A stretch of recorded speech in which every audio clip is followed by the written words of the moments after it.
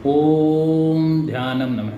नमस्कार दोस्तों, एक बार एक साधु काफ़ी समय से एक आश्रम में रह रहा था और लगभग 30 साल से परमपिता परमात्मा की भक्ति में वो लीन रहता था और उसके सिमरन में अपना वक्त बिताया करता था। और साधु को इस बात का पूरा विश्वास था कि 30 साल की उनकी तपस्या मोक्ष के लिए काफ़ी है और मोक्ष जो है उनका अवश्य हो जाएगा।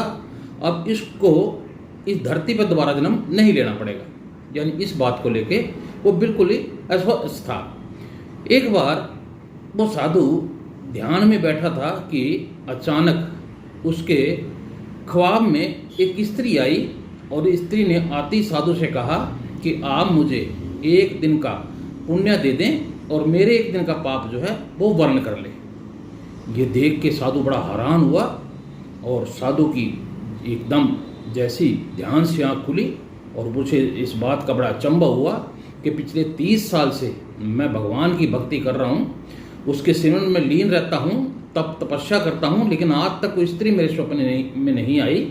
यह अचानक स्त्री मेरे स्वप्न में कैसे आ गई। इस बात को लेकर वो काफ़ी चिंतित हुआ, लेकिन फिर भी उसने उस ख्याल को, उस ख्वाब को अपने मन से निकाल दिया और दोबारा सिमरन में वो बैठ गया।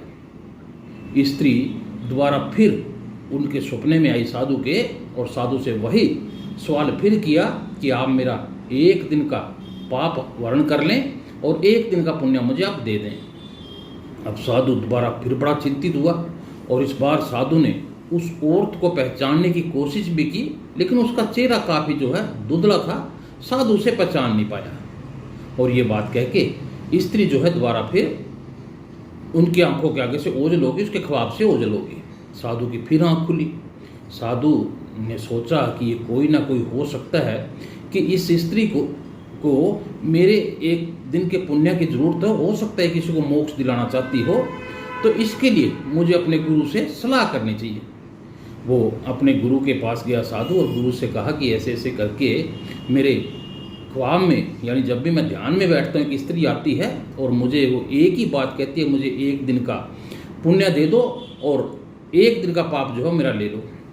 उसका गुरु साधु पे बहुत ही नाराज़ हुआ और उन्होंने कहा कि तेरे को इतनी तमीज़ नहीं है, इतनी अक्ल नहीं है, तेरे को मैंने इतनी शिक्षा दी है कि पुण्य बड़ी मुश्किल से इकट्ठे किए जाते हैं, ये किसी को देने नहीं होते और पुण्य से ही मोक्ष मिलता है। और ये डांट उस साधु को मार के जो है अपना उनके गुरु जो है चुप हो गए, लेकिन साधु को कुछ समझ नहीं आ रहा था। साधु फिर वहाँ से चला गया और नहा धो के फिर वो प्रभु सिमरन में लीन हो गया, नहीं तपस्या में बैठ गया। स्त्री फिर उनके पास आई उनके ख्वाब में।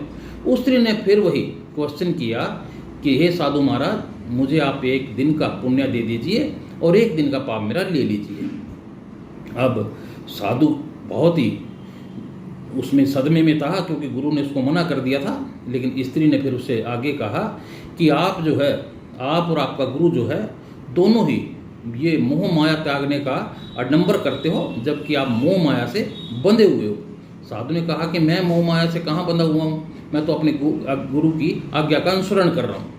लेकिन जो है स्त्री इस बात पर अड़ी रही कि आज एक दिन का पुण्य मुझे दे दीजिए और एक दिन का पाप आप मेरा ले लीजिए। अब दोबारा फिर साधु की आँख खुली, ख्वाब से वो बाहर आए, वो साधु के पास फिर आए कि जी ऐसे ऐसे करके वो तो दोबारा हम दोनों की ताना मार के गई है कि आप लोग तो अपनी शक्ति को छोड़ नहीं पाए हो, आप अपना आप दावा करते हो इस बात का कि आपने बीवी बच्चे संसार को छोड़ दिया, जबकि आप तो इस शक्ति के अंदर, आप मोह माया के अंदर लीन हो, क्योंकि आपको तो अपने पुण्य ही प्यारे हैं।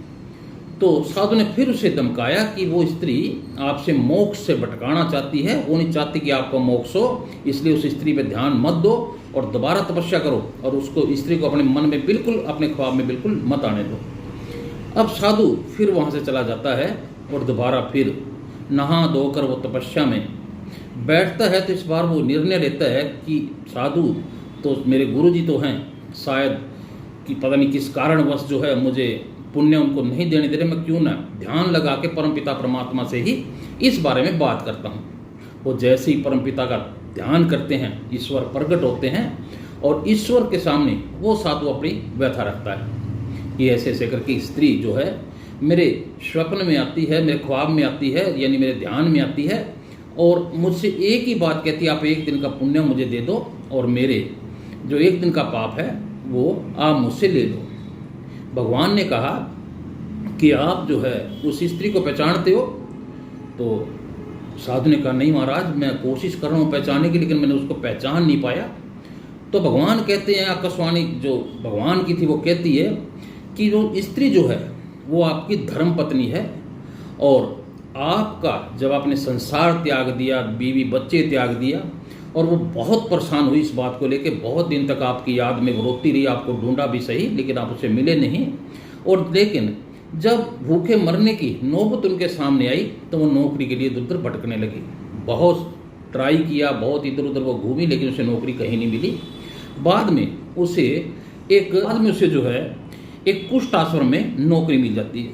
कुष्ठ आश्रम में लोग अक्सर अपने प्रियजनों को जिनको कुष्ठ रोग हो जाता है उनसे छुटकारा पाने के लिए वहाँ छोड़ के चले जाते हैं, क्योंकि वो एक छूत की बीमारी है, लेकिन फिर भी उसने अपने आप को बचाते हुए बहुत दिन तक वहाँ कुष्ठ रोगियों की सेवा की और अपने बच्चों का पालन पोषण किया।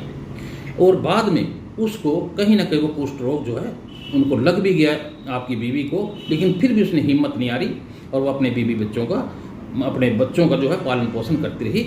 लेकिन हमेशा आपको उसने याद रखा और एक ही बात वो कहती रही कि मैं पापिण हूँ, मेरा पति मुझे छोड़ के चला गया है, और इसी बात पे वो जीत रही कि मेरा अपना दोष है, जबकि दोष उस स्त्री का नहीं, आपकी बीवी का नहीं, बल्कि आपका था, क्योंकि आप वो संसार छोड़ के अपने बीवी बच्चों को छोड़ के आप तप के मार्ग पे चले और उनको भूखा मरने की नौबत आप उनके सामने आ गई, लेकिन आपने उनको पीछे मुड़ के नहीं देखा।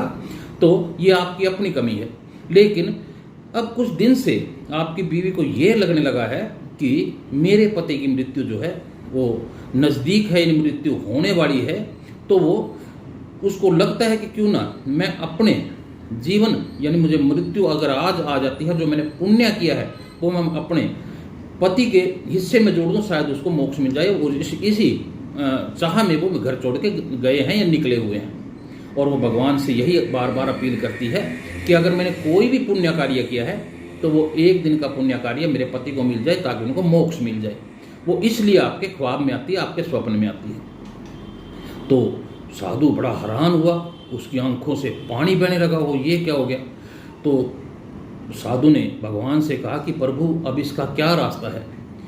तो भगवान ने फिर उन्हें आकाशवाणी के माध्यम से बात बताई कि भाई बात ऐसा है कि वो स्त्री ये समझती है तप करने से, सिमरन करने से ही पुण्य प्राप्त होते हैं, लेकिन जो वो कार्य कर रही है असली पुण्य तो उस कार्य से प्राप्त होते हैं। लेकिन फिर भी उसका इतना हृदय नरम है आपके प्रति, इतना उसके दिल में प्यार आपके प्रति कि वो इतने कष्ट सह के भी ये सोचती है कि मैंने कोई पुण्य नहीं कमाया, मैंने तो केवल अपनी रोजी रोटी ही चलाई है और अपने बच्चे ही पाले हैं, लेकिन अगर मेरे से कोई जाने अनजाने को पुण्य का कार्य हुआ है तो मैं उसको अपने पति को देकर उसका मोक्ष करा दूँ।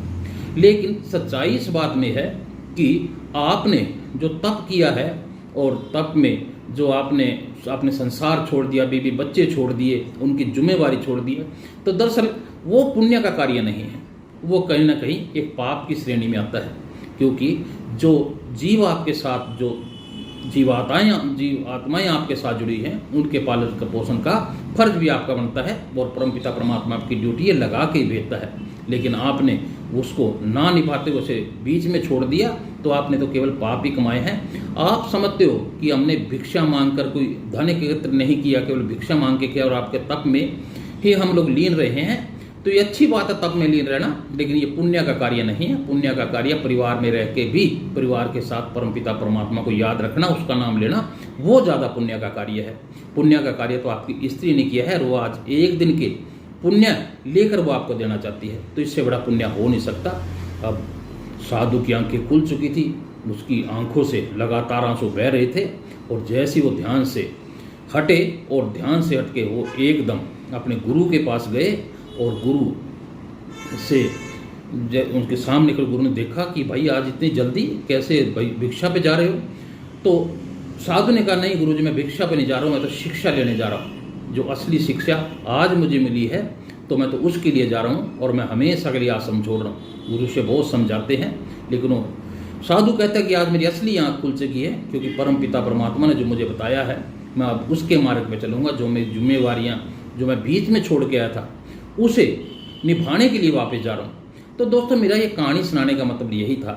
देखिए, हम लोग या कई लोग अपनी सारी जिम्मेवारियों को छोड़ के, इस संसार को छोड़ के साधु बनने की ओर या पहाड़ों में चले जाते हैं या घर को छोड़ देते हैं। तो उनको लगता है कि हमें मोक्ष मिल जाएगा, लेकिन ऐसा बिल्कुल भी नहीं है। मोक्ष तो परिवार में रह के, संसार में रह के, और हमारे तो वेद शास्त्र भी कहते हैं कि गृहस्थ आश्रम से बढ़ के कोई आश्रम नहीं है। अगर कोई असली जिम्मेवारी से इसको निभाता है तो इससे बड़ा पुण्य का कार्य कोई होता नहीं। आप अपने समाज में रह के भी बहुत सारे ऐसे पुण्य के कार्य कर सकते हैं जिससे आपको मोक्ष की प्राप्ति अवश्य ही होगी। तो दोस्तों, ये पाप है कि अगर आप घर छोड़ के जाते हैं। पुण्य वो है कि जैसे उस स्त्री ने अपने बच्चों का पालन पोषण किया और कष्ट आश्रम के अंदर कुष्ठ रोगियों के बीच रहकर अपने बच्चों को पाला, यहाँ उनकी कुष्ठ रोगियों की भी सेवा की, तो ये पुण्य का कार्य है। तो मोक्ष तो तभी मिलता है जब आप संसार में रह के और परमपिता परमात्मा को याद 24 घंटे रख के उनकी सानिध्य में कार्य करते हैं, और कोई ऐसा कार्य नहीं करते जिससे किसी का मन दुखे या किसी से आपकी बात को कष्ट हो या आप कोई पाप का कार्य करें। तो मोक्ष अपने परिवार में रह के भी मिल सकता है। बस उस परमपिता परमात्मा को याद रखिए और नेक कार्य हमेशा करते रहें। तो मेरे इस वीडियो से अगर आपको कुछ सीख मिले तो अपने दोस्तों को भी ये वीडियो दिखाइएगा, खुद भी देखिएगा, और जो साथी पहली बार मेरे इस चैनल को देखें कृपा करके चैनल को सब्सक्राइब जरूर करना। आपका दिन शुभ हो, आप हमेशा तरक्की करें। ओम ध्यानम।